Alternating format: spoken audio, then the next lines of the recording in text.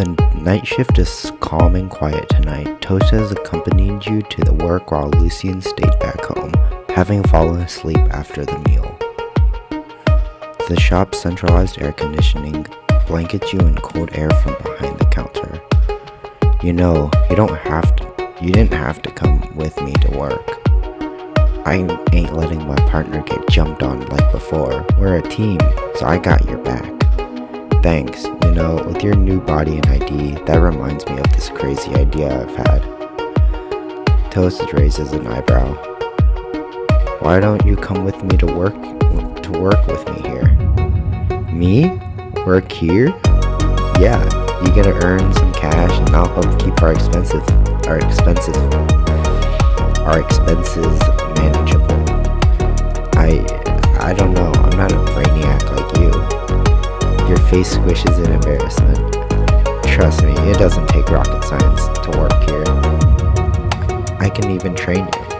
It's just, I've tried doing these kinds of stuff before. It never really worked out. Then think of this as a second chance. A second chance. Toast contemplates his hands for a bit before his gaze meets your face. Okay, if you believe in me, I'll do it. Awesome. Now let's start by drafting your resume. We have a walk-in interview system, so I just need to help you fill out some forms. Then I'll tell Mike you're ready for the interview. You pull out your phone and open a document. I've got my old resume saved, so we just need to change a few things for you. Name, Toast, Eduardo, sex, not enough. Education, I graduated high school, but nothing after that. Then we'll just use the death passport to make a school cert, a birth cert, and whatever's next. Let's focus on the questions about your skills. What can you do? I can cook some mean enchiladas. I'll put that down as cooking skills. Plus, if anyone's giving you guys beef, I know how to make them disappear. He cracks his knuckles with a devilish smile. I'll just put that under waste management then. Let's move on. Do you speak another language? Yes, I speak English. Spanish. I'm stupid. You speak Spanish? That's so cool. Shoot me a line, man. When I see your eyes, I feel in my heart to protect you. You fan the side of your face. Whoa, I don't know what you just said, but it sounded good. Yeah. You flip your phone over and activate the camera. Alright, let me just snap a picture of you and finish up the resume. Toast removes his shirt and raises his arm in a double bicep pose. How's this looking? Like you're preparing for a different kind of job. The shutter sound of the camera app repeatedly echoes throughout the store. I just need a next shot. Toast nods and puts his shirt back on. Ready. He gives you a bright smile and you take the picture. Not long after you finish up Toast's resume and the paperwork. You give Mike a quick call scheduling a interview for the next time. You even convince him to let you sit in on the interview. You said it would be helpful for your training, but really you just want to make sure Toast doesn't say anything inappropriate. You lock in your phone and go about the rest of your night working while finding some mock interview questions like Toast. You can tell he's not taking the matter seriously, often becoming distracted by the many curious objects littering the shelves of the convenience store. You're starting to think this may not be so easy. The next afternoon, your eyelids are heavy from your night shift. You squeeze them open, knowing Toast's interview will begin at any moment. Please just tell me you remember the answers to all those mock questions. Nope. His bravado is instantly shut down by your tired mind. Mike enters and flips his shop sign to close. The wolf carries with him a clipboard in one hand and a bright blue pen tucked behind his ear. You stand upright, fangs some energy remaining within you. This him? Yeah, Mike, this is Toast. Toast, Mike. Hey, man. Toast raises his hand for a high five. The sheer sight of the hyena's hand going above his head causes your brain to inject a copious amount of adrenaline into the rest of your body. It's do or die now, and the ghost brings an opener that's sending his career into an early grave. Oh no, I didn't tell him how to give a formal greeting. Nice to meet you. Mike returns the high five, which brings a glee to Toast and prompts him to set his hand down. Shall we get things started then? You're the boss. Yes, he is, so stop talking to him so casually. Yeah. Hope you don't mind if we do the interview in the break room. I closed the shop so there won't be any customers anyhow. Kobu will be sitting in as part of his training for a managerial post. That okay with you? I'm good. Great. While you wish you could pull Toast away to remind him to be more professional, you're out of time. The three of you head for the break room. The lunch table now serves as the interview table with two chairs placed facing one another. Mike walks over to the far end of the table and you stand behind him. Toast, on the other hand, stands at the entrance with his back facing the door. You both watch what the hyena will do.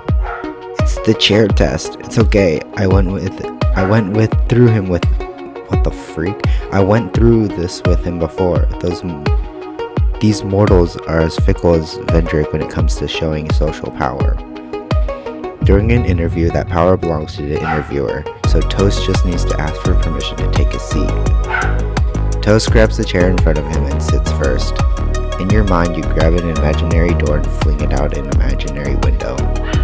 He sat down first. What is he doing? Mike doesn't respond and takes his seat. So, I went over your application on the way here. I see that you didn't have any working experience. Yeah, I figured I'd get some while I'm over here. It's not a big issue. For Sunny Fruits takes in all who are willing to work. So what's the reason that you want to join our organization? So I can afford to eat? You facepalm yourself. Okay, tell me about what you can bring to our little shop. Bring? I guess I can bring some instant noodles. Kobu doesn't have much at home.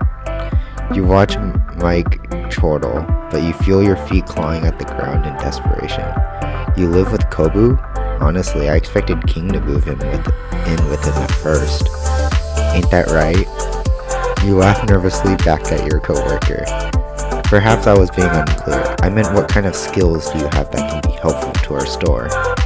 That's easy. You got heavy stuff. I can lift them. If anyone is giving you trouble in your turf, well, I know how to make them play ball. It's over. Interesting. So you're saying you're strong physically and diplomatically? We definitely need staff like that. Now, what I found most interesting was that you ticked, do you have a history with law enforcement, but didn't elaborate. What? I told him to tick no on that. Toast, don't say something incriminating. It's complicated.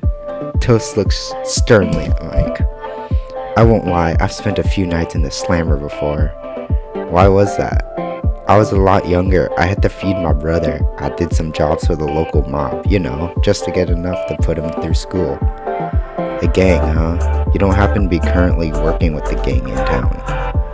Toast shakes his head. That's not a life I want to go back to. You watch Mike scroll down a few notes. I can relate. I have a little sister too. It can be scary how far I'd go for her. Family first, I say. Mike nods. They're weirdly getting along. Of course, Anna has a penchant for bad ones, which does not bode well for you. Mike stares Toast down. That's what he's concerned about. But I will say this, your multilingual skills are a plus. Your resume says you speak English. Why do I keep saying English? Spanish. What a coincidence. I took Spanish as my second language class last semester. My name is Mike. Oh, you sound pretty fluent, dude. My sister is a librarian. She must get a lot of visitors then. Then they both laugh. A cold chill down your spine. You get the feeling that there was a misunderstanding here, but you are too mentally drained to worry about it. Last question, let's call it a day. Hit me. Knowing your employer is an important part of any interview. Wait, what? Knowing your employer is an important part of any interview. So what is our company? That's weird. It's properly Toast looks at you, wide-eyed and confused. Crap, I knew I forgot to teach him something. The line of the jingle. Wait, maybe I can find it to him. You point to the sun logo on your shirt while desperately mouthing the words Tally who? I mean sunny fruits. You nod and switch to show a series of actions. First a wide smile. Then with both arms you swing them in an arch from left to right to symbolize the rising sun, followed by a sway of your hips as your hands rise and fall to represent the rain. I got it, huh? The wolf turns his head around. You quickly stand still with a goofy grin plastered on your face. Sunny fruits, smile and buy your stuff or we'll throw you in the river, and then you'll be sleeping with the fishes.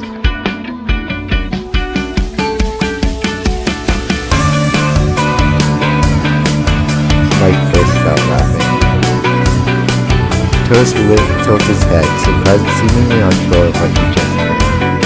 Oh my god, that's hilarious, Mr. Toast. You have a great sense of humor, isn't that right, Kibbleton? Yeah, he's a joker, alright. Alright, our interview ends here, Mr. Toast. You'll hear from us within 2 weeks. Sweet. Once again, Toast raises his hand to offer a high five. Mike happily reciprocates. Kobu, you mind escorting your roommate out since your shift is over? Sure, Mike. Is it okay if I get changed and leave with Toast? That's fine by me. Also, I got your notice about your 2-day vacation. It'll be tough with only me and Anna, but you're good to go. Thanks, Mike. I'll make it up to you guys. It's fine. We're in this together.